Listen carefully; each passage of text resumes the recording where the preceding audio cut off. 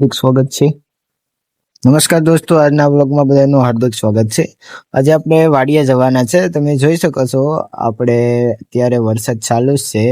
અમે વાડીએ ટ્રેક્ટર લઈને જઈ રહ્યા છે અને તમે જોઈ શકો છો પાણી કેટલું જાય છે. આ બધું પાણી ભેગું થઈને એક ઠેકાણે ભેગું થાય છે, તમે જોઈ શકો છો. તો આ જો પાણી કેટલું જાય છે. હવે આપણે જોશું કે આગળ જતા કેટલું પાણી આવશે. તો તમે આગળ વિડીયોમાં બન્યા રહેજો. તમે જોઈ શકો છો આ અમારું ટ્રેક્ટર છે, આઈસર 368 છે. દેખો તમે જોઈ શકો છો તો ટાયર ડૂબવા માંડ્યું. તો આપણે પાણીમાં ધીમે ધીમે જઈશું.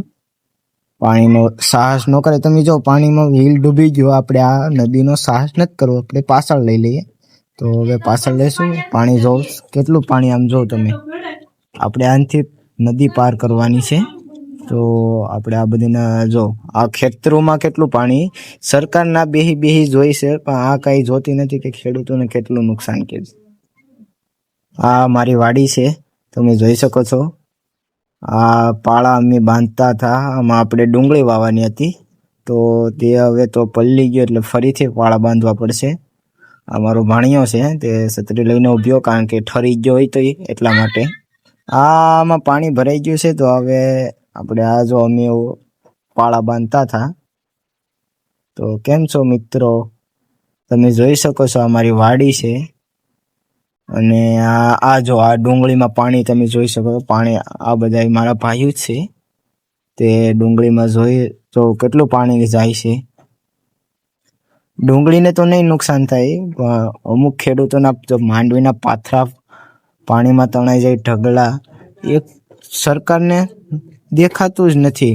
સરકાર બેઠી એની પોતાની પેઢીનું આગળનું વિચારે કે અમારી પેઢી આગળ દુઃખી ન થવી જાય. ને પછી ભલે ને ખેડૂતો બધા ભેગા મળીને દુઃખી થતા હોય, સરકારને કાંઈ પડી નથી.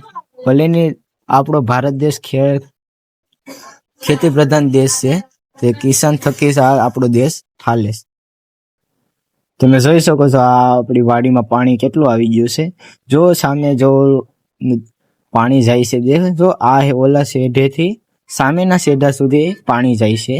ત્યાં એક પ્રકારની વેણસ જેવું થઈ ગયું. આ જો માંડવીનો ઢેગલો નાશ છે, તમે જોઈ શકો છો કેટલો પાણીમાં આ ઢેગલો હવે હાફ ફેલ થઈ ગયો. ભલે ને ઉપરથી ઢાંક્યો હોય, એમ એ વરસાદના પહેલા માંડવીનો ઢેગલો ઢાંકી દીધેલો હતો. અમે તો અમારા ગામ બાજુ તો અમે ડાળી કહીએ. તમારા બાજુમાં શું કે આને માંડવીનો ઢગલો, માંડવ્યું શું કહેવા, તો તે કોમેન્ટ કરી દેજો. જો પાણી કેટલું જાય છે, તમે જોઈ શકો છો મિત્રો. આ જો ઢગલો અડધો ડૂબી ગયો છે. જો પાણી આ ઢેગલો હવે બગડી જવાનું છે. હવે આને વરાપ નીકળે એટલે ભરી જ લેવો પડે. બાકી આ ઢેગલો હવે માલ ઢોરને નાખવો જ પડશે, કારણ કે આ હસવાય નહીં. તો કેમ છો મિત્રો, આ જો મિત્રો આ મારો ભાણિયો છત્રી લઈને ફરતો જ હોય. આ બધા મારા ભાઈઓ છે. જો પાણીમાં હાલે છે ને, ખૂદતા જાય બધા. જો એટલું પાણી, એટલું આમ વાવણી કરી લે ને એવું થઈ ગયું અહીંયા અત્યારે. તો તમે જો આ બધું પાણી જ ભરી લો. આજુબાજુના ખેતરોમાંથી પાણી અમારા ખેતરમાં જ આવે, કારણ કે અમારું ખેતર છે ને આમ થોડુંક નિશાણ વાળું છે, એટલે બધું ખેતરનું પાણી અમારા ખેતરમાં જ આવે. આડે તમે જો આ જો આ પાણી જાય છે, કેટલું પાણી જાય. આમાં વાવેતર, આ જો સામેનું ખેતર, તેમાંથી પાણી અમારા ખેતરમાં આવે. જો છે, જોઈ શકો છો તમે. આ કેટલું પાણી સામેથી હેડેથી સામેના હેડા સુધી પાણી જાય છે. સામે તો દેખાય છે ને, ત્યાં અમારું બોરિંગ છે, તમે જોઈ શકો છો. આ જો પાણી કેવું જાય છે. આ આખી બધી વાડી મારી છે. 60 વીઘા જેટલી વાડી છે અમારી. અમે બધા અત્યારે ભેગા જ રહીએ છીએ. આ જો આવું પાણી તો મેં પહેલી વાર જોયું. તમે જો બધા ખૂદતા જાય પાણીમાં. જો ને, જો સમજીરનો ધોધ જેવું પાણી પડે છે અહીંયા. જો તમે જોઈ શકો છો. બીજાના વાડીનું ખેતર અમારામાં પાણીમાં આવે. જો અમારા ખેતરના પાણી, જો પાણી બધું આમ છેલ્લે નીકળે, પણ જમીનને તો યાર નુકસાન કરે ને યાર થોડુંક. હવે આમાં કંઈક અમે પાક વાયો હોત તો કેટલું નુકસાન થાય, જોઈ શકો છો. અમને ખબર હશે કે આમાં પાક વાયો ને, પણ આ હા, જો ઓલો ઢગલાને કઈ નુકસાન થવાનું નથી. અમે બધી ને ઠાકી જાય. આ બધા મારા ભાઈઓ છે. તમે જો પાણી યાર આમ એમ કહીએ ને તો પાણી આમ એટલું પહેલી વાર જોયું. તો કેમ છો મિત્રો? ચાલો તો હવે આપણે વાડી બાજુ ફરીથી જઈએ. તો હવે આપણો ટાઈમ થઈ ગયો છે. વરસાદ પણ અત્યારે ધીરો ધીરો ચાલુ છે. આમ આપણે એમ કહીએ ને તો બંધ થવાનું નામ જ નથી લેતો.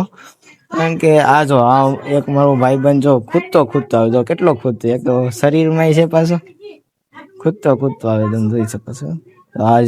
આ જો પાણી આમ તમે જો આ પાણીની રીત. આમાં અમારે ડુંગળી વાવવાની હતી યાર. હવે અમે કાથી હવે આમાં વરાપ નીકળે તો ડુંગળી યાર વાય ને ફરીથી પાછા પાળા બાંધવા પડશે આપણે. તમે જોઈ શકો છો પાણી કેટલું છે.